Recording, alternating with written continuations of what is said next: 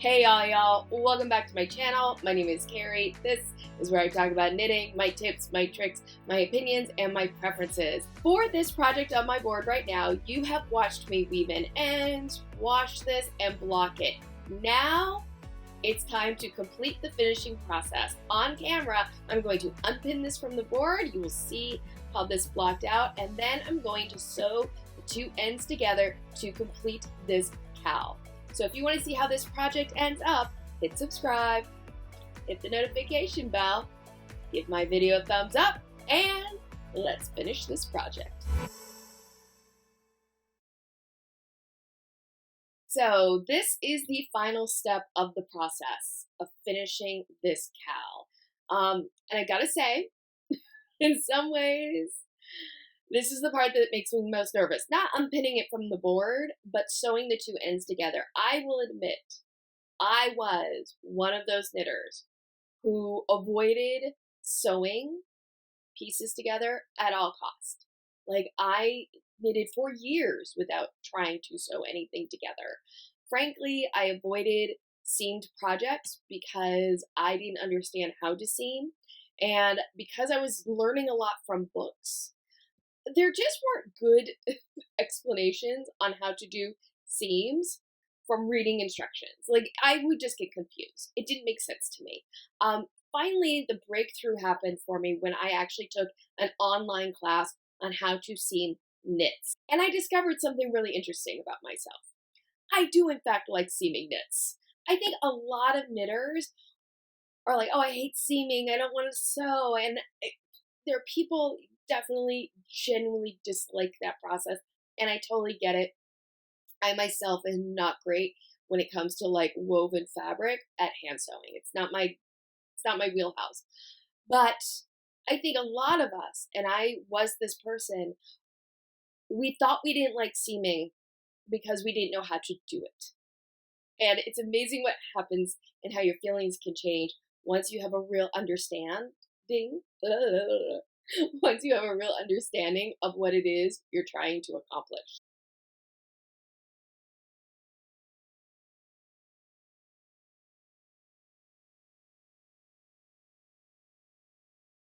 First thing we're going to do is unpin this from the board so that you can see what this finished project looks like. Now, if you watch the other video, now you know that I did actually pin this at my dining room table, but this project was small enough I was able to bring it into the craft room to finish drying, which is really good because then the cat doesn't get at it and the kid doesn't get at it.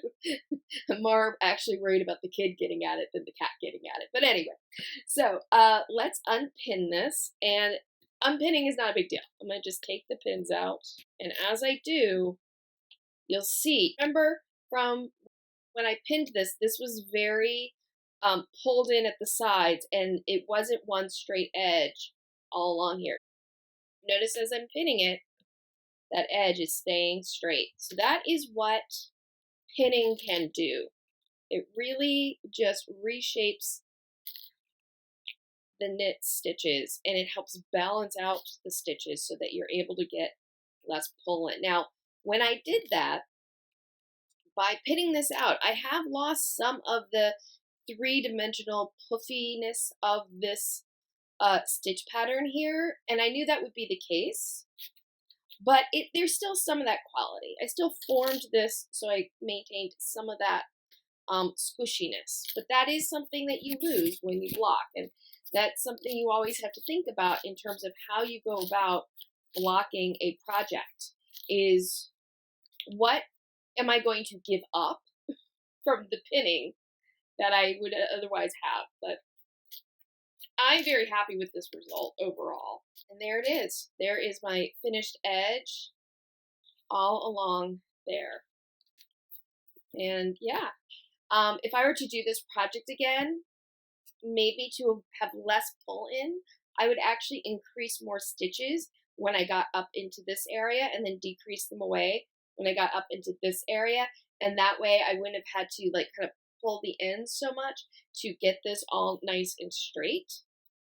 You know, that's a lesson for me to learn from this project, but at the same time, I think this is really cool looking. I'm really happy with this overall. And I think it's going to make a really neat cowl.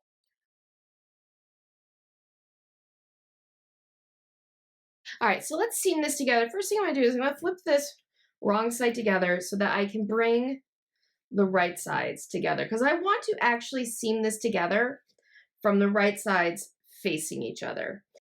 Now, one thing you can always do if you're going to plan to seam a project is leave a long tail and use that tail for to seam with, and that's a way that you can actually weave in your tail, but I didn't do that. I decided to weave in both tails and use a separate piece of yarn to weave this in.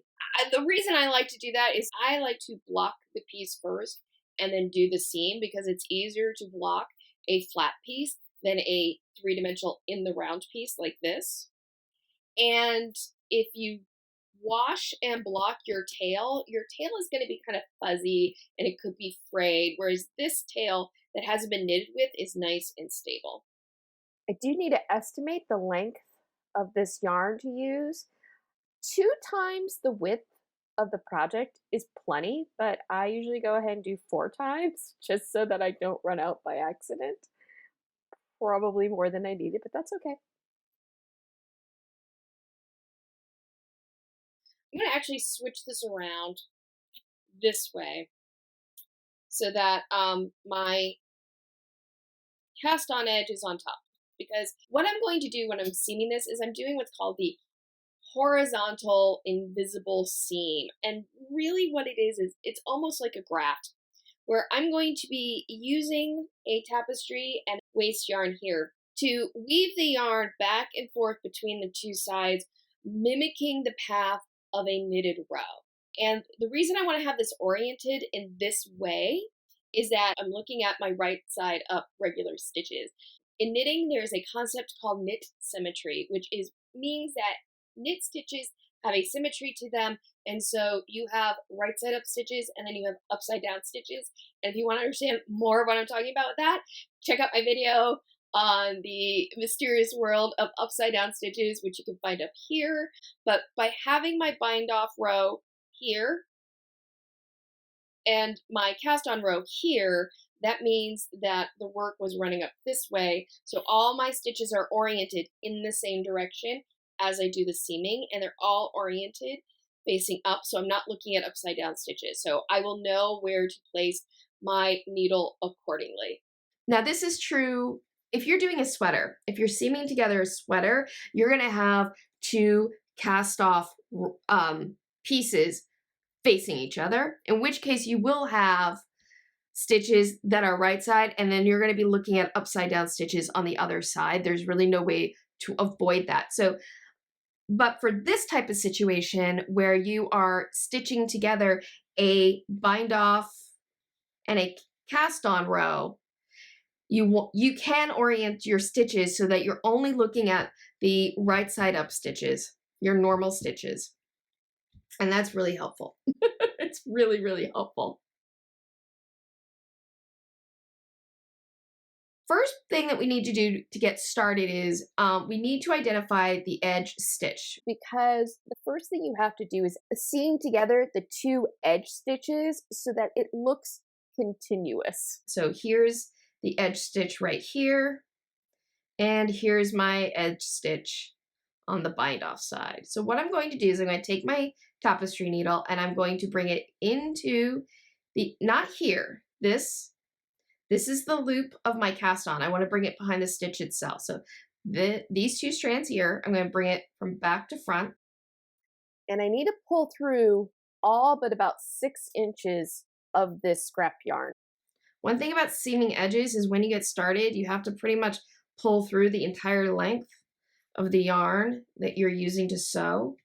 Seam your edges together, leaving a tail that I'll weave in later. And then I'm going to come to the other side, and I'm also going to go from back to front underneath these 2 vertical strands that are forming a V on the edge. And voila, I've gotten started. One thing I really like doing about horizontal seams is getting started is really straightforward. You just bring the needle from back to front and then back to front again, and you're all set up to go. So I'm going to come back up and I'm going to see where my yarn is coming out here, right there. I'm going to come back into that same spot and I'm going to bring my needle behind the 2 legs of this stitch right here. This is the stitch that is above my cast on row. And those are the 2 strands I'm going to come behind. And by coming behind here, my cast on edge is going to get folded over to the back of the work. Now what I'm going to do is I'm going to come back out to the other side. Now where do I go? Okay, very simple. The question you're always going to be asking yourself is, where is my yarn that I'm seaming with coming out of? And if I follow this right here, it's coming out of here, so my needle goes into that same spot where I just came out of. But this time, I'm not going to go behind these 2 legs. I'm going to come up into the center of this stitch. That's how I'm going to do this. And again, I'm doing it this way because I'm basically creating a new stitch path with this waste yarn. And so this is the path the yarn would take if this were actually knitted. And let's just pause and zoom in here so that you can clearly see that now looks like a knit stitch. I'm going to come back up into this right here where my needle is, where the yarn is coming out of, and then I'm going to come up underneath the legs here.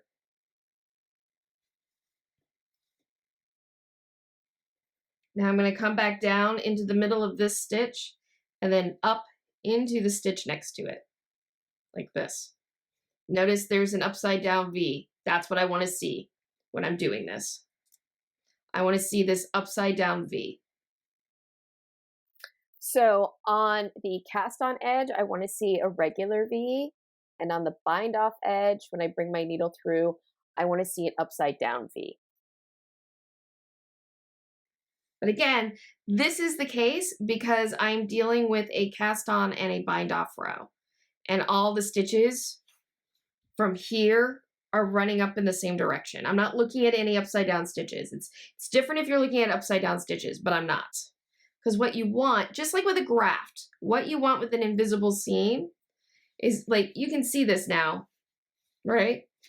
Notice it looks like these stitches are coming out of this row of stitches here exactly the way you would expect them to go.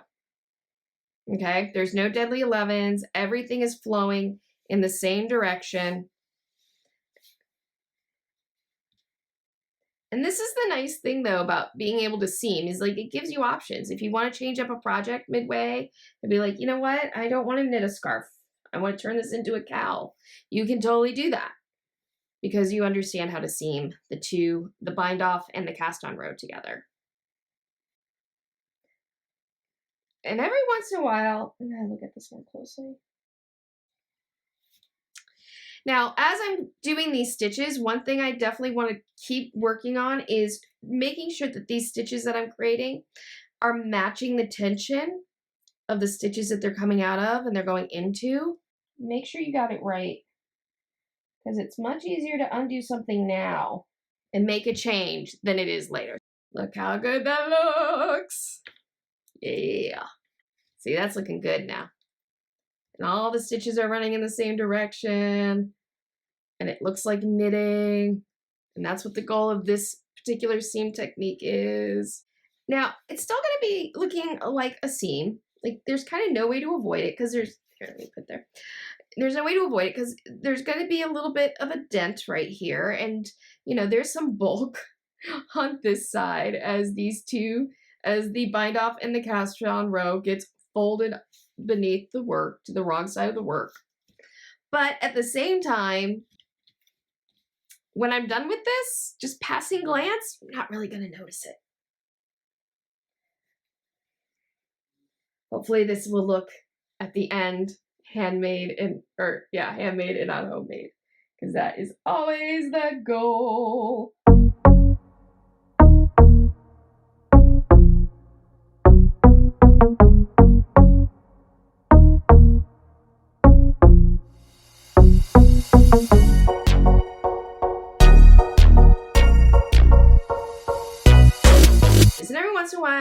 stop partway through, look at what you've done, make sure everything, are my stitches flowing?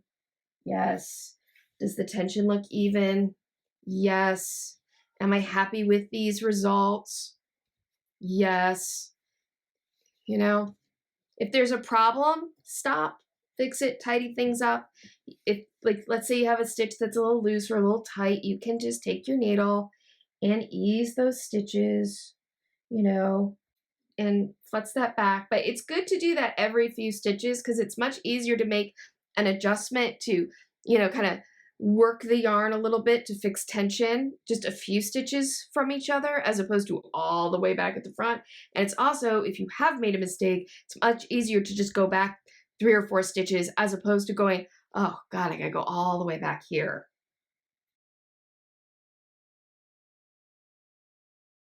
All right, so I'm coming up to the last couple stitches. So I'm going to bring my needle down and up just like I would. The next stitch is the edge stitch. Okay, so we're getting up to the finish line here.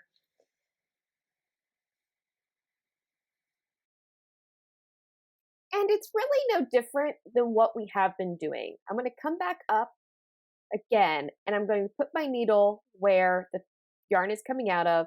This time I'm just going to go behind the 2 vertical strands of that edge stitch. And then I'm going to take my needle, and again, I'm going to bring it into where the yarn is coming out of and behind the 2 vertical strands. So ending this is very easy. Don't get thrown by the fact that you're at the edge. And that closes everything up. And I'm going to just take a look at my finished work. And everything looks good to me. What do you think? All I have left to do is to clip these ends and weave the tails in. I'm going to do that off camera, but to weave in the tails, all I'll do is kind of go back and forth along the seamed edge and just weave them into the seam itself. So that's all I'm going to do to weave in the ends. So it's going to be very simple. So there it is, my finished cowl. I hope that you enjoyed today's video and got some useful information out of it. And I hope that by watching this video, you get an idea of how you finish your work is just as important as how you knit your work. So now it's you. What questions do you have? What tips or tricks do you have for finishing your work? Do you love seaming? Do you hate seaming? Are you like Carrie, I've watched the pin blocking and I'm still not convinced I'm ever going to do it? Whatever it is, I'd love to hear your thoughts and questions down in the comments below. Also, you can find me on social media. That's all in the description box. Again, I hope you enjoyed today's video. If so, please make sure to give it a thumbs up and share it with your knitting friends. Giving my videos thumbs up, sharing them with your friends lets YouTube know that this is a space worth checking out. As is hitting subscribe and the notification bell. Hitting the notification bell lets you know whenever I upload a new video or start a live stream. I hope that you have a wonderful day, evening, weekend, weeknight, whenever you may be watching this. And as always, happy health and happy knitting. Bye. Oh, by the way, if you're not ready to leave me, that's okay. You don't have to. At the end of this video, there's going to be a couple more video suggestions. So if you're like, I haven't had enough of Carrie CraftGeek, more videos are on your way. And also, if you have not already, there's going to be one last chance. Just subscribe before you leave me today. Down in the corner is a photo of me. You click on that photo, you can subscribe to my channel. It could not be easier. Hit those buttons. Hit those buttons. Hit those buttons. All right, I'm done.